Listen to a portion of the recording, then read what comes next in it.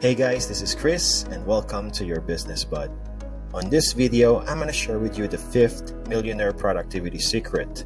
And be sure to watch till the end because this is very important so you can effectively divide your time, which will enable you to be more productive each day. And if this is your first time on this channel and you're interested in tips and strategies on how to make more money online, I'm going to be making weekly videos full of value that I believe you'll find helpful. So consider subscribing to this channel and hit that bell icon because together we can.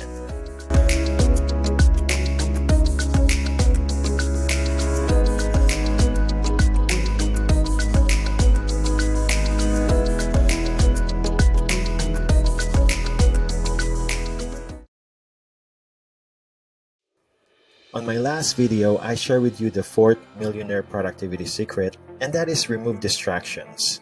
I also shared 4 simple but powerful tips to help you eliminate today's top distractions, and the first tip was to make a schedule of the things you need to do the night before. It is actually a preview of this next secret.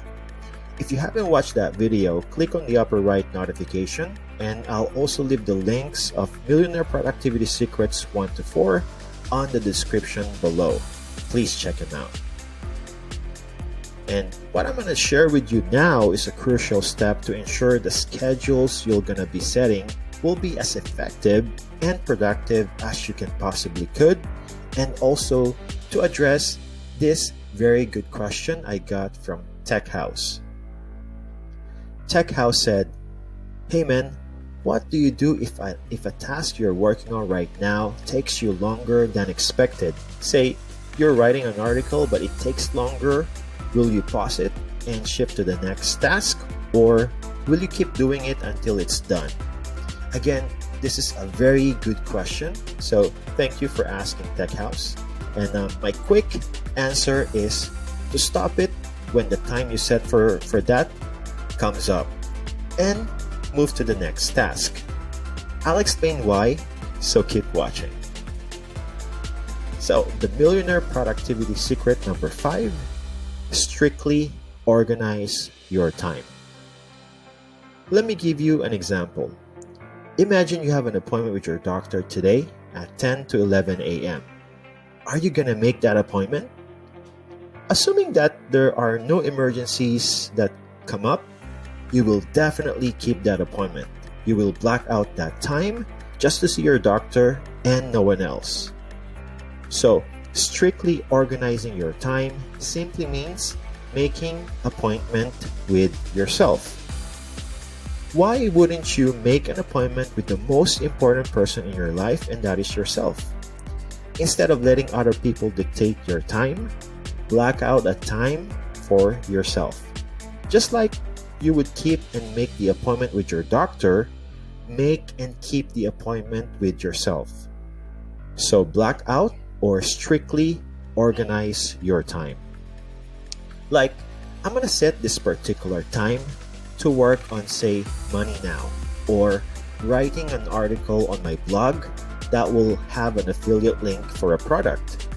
Then, I'm going to set this next time to work on money in the future, or let's say making a YouTube video. And then, I'm going to set the next particular time to do my workout routine.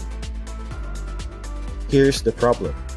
If you don't set the time for it, chances are it's not gonna happen.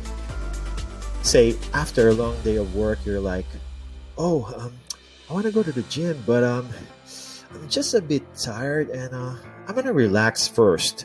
I'll probably work out a little later. Then eventually you're like, oh man, I'm still so tired. I'd probably go to the gym tomorrow. Versus if you set the time, like, you know what, from 6 to 7 p.m., tired or not, exhausted or not, I'm gonna work out. Then it'll happen. Set that time for yourself. Now, what happens when you actually make an appointment with yourself? Example, for creating content, say, making a YouTube video. You black out a time for that, so tired or not, inspired or not, it doesn't matter. You already set up the time, you're gonna do it. Like, you want to schedule a time to think. if you don't set a time to think, you're not going to have a thinking time. You're not going to get a brilliant idea or formulate a good business plan. You're just going to be busy, busy, busy. No direction. So make the decision. This is the time I'm going to set aside to think. Very few entrepreneurs do that. Be one of them. Keep those appointments with yourself, just like when you keep an appointment with someone else. So going back to Tech House's question, what if your task don't get done on the time you set for it? Well, this is the mistake that a lot of people make. They let other people dictate their schedules. Now, imagine, would you give your wallet to a total stranger? Hell no, right? Just the same, remember how I shared with you on my previous video that you have a time bank. It consists of your time, which is much more valuable than money because you won't be able to earn back any lost time. So, you wouldn't give your wallet to a stranger, then why would you give your time to a stranger?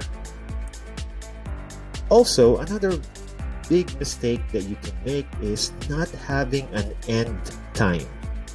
So when you have an important to-do list on your schedule, like you have to work on this couple of things, but you don't have an end time, you're not training yourself to be more productive. Let's say you scheduled your task in 1 hour increment, and after that 1 hour, you're like, oh no, I'm only halfway done. Then move to the next task. Book another time with yourself the next day to finish that task. Don't keep dragging yourself. Turn it off. Go to the next thing. Unless you do that, you're training your mind to work slow.